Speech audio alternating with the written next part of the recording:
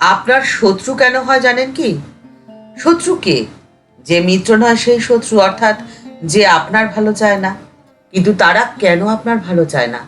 এই প্রশ্নের উত্তর খুঁজতে গেলে দেখা যায় যে তারা অপরিচিত তো হতে পারে না। তারা আপনার পরিচিত মানুষ। আপনার আশেপাশেই তারা রয়েছে, যারা আপনার সম্পর্কে সব কিছু খুব ভালো করে জানেন। আর সেই জন্যই তারা আপনাকে অপছন্দ করেন বা আপনাকে ঈর্ষা বা হিংসা করেন। আর শত্রু সংখ্যা কমাতে চাইলে, অর্থাৎ আপনি যদি না চান যে আপনার শত্রু সংখ্যা বাড়ুক, তাহলে আপনাকে 3টি কাজ করতেই হবে। প্রথম, আপনি নিজের সম্পর্কে যত কম পারবেন তত বলবেন। আপনার দুঃখ, সুখ, ব্যর্থতার কথাও যেমন আপনি বলবেন না, ঠিক একই রকম ভাবে আপনার সফলতার কথাও যতটা কম করে পারা যায় আপনি ততটাই বলবেন। ঠাকুর শ্রী রামকৃষ্ণ পরমহংসদেব বলছেন যে মানুষ চেনা সহজে যায় না। ঠাকুরের কাছে এক মহিলা আসতেন, তার নাম রতির মা। সে নিজেকে ভক্ত বলেই দাবি করত এবং নানাভাবে তার ভক্তি প্রকাশ করত।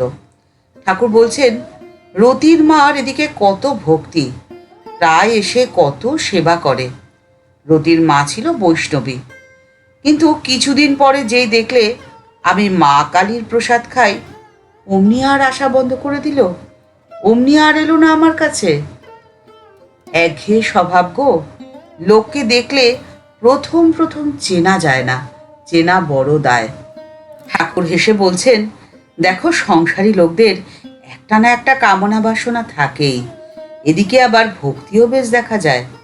সেজবাবু কি একটা মোকদ্দমায় পড়েছিল, তা আমায় এসে বলল যে মা কালীর কাছে এই অর্ঘ্যটি দাও তো, আর মাকে বলো আমার মোকদ্দমাটি যেন জিতিয়ে দেন। আমিও কেমন উদার মনে মায়ের কাছে দিলাম। আর ঠিক এই জন্যই দ্বিতীয় কাজটি আপনাকে যেটি করতে হবে সেটি হলো, আপনার যে কোনো পরিস্থিতিতে নিজেকে সামলাতে হবে নিজেকেই। মানুষের ওপর কিন্তু আপনি একদম ভরসা করবেন না বা মানুষকে অবলম্বন করার চেষ্টা করবেন না। কারণ এই প্রকৃতির মতো বা আবহাওয়ার মতোই মানুষের মন পরিবর্তনশীল। এই পৃথিবীর যে কোনো সম্পর্কই টিকে থাকে দেয়া এবং নেয়ার উপর নির্ভর করে, এবং তার দুটি ভিত্তি। প্রথম হলো প্রয়োজন, আর দ্বিতীয় হলো স্বার্থ। প্রয়োজন আর স্বার্থ মিটে গেলে কেউ আপনার খবর রাখবে না। আর সেই জন্যেই আপনার সাথী আপনাকেই হতে হবে। আর আপনার নিজের সাথী আপনি নিজে তখনই হতে পারবেন যখন আপনি মন প্রাণ ঢেলে ঈশ্বরকে ভালোবাসতে পারবেন। আর মানুষের সেবা বা মানুষের সাথে সম্পর্ক রক্ষা করার ভিত্তি হবে আপনার ঈশ্বরের প্রতি ভালোবাসা। কিন্তু ঈশ্বরকে কিভাবে ভালোবাসতে হবে? এর উত্তরে ঠাকুর বলছেন, বুঝলে গো, গৌরী বলতো রামকে জানতে গেলে সীতার মতো হতে হয়, ভগবানকে জানতে গেলে ভগবতীর মতো হতে হয়। ভগবতী যেমন শিবের জন্যে কঠোর তপস্যা করেছিলেন, ঠিক সেরকম তপস্যা করতে হয়।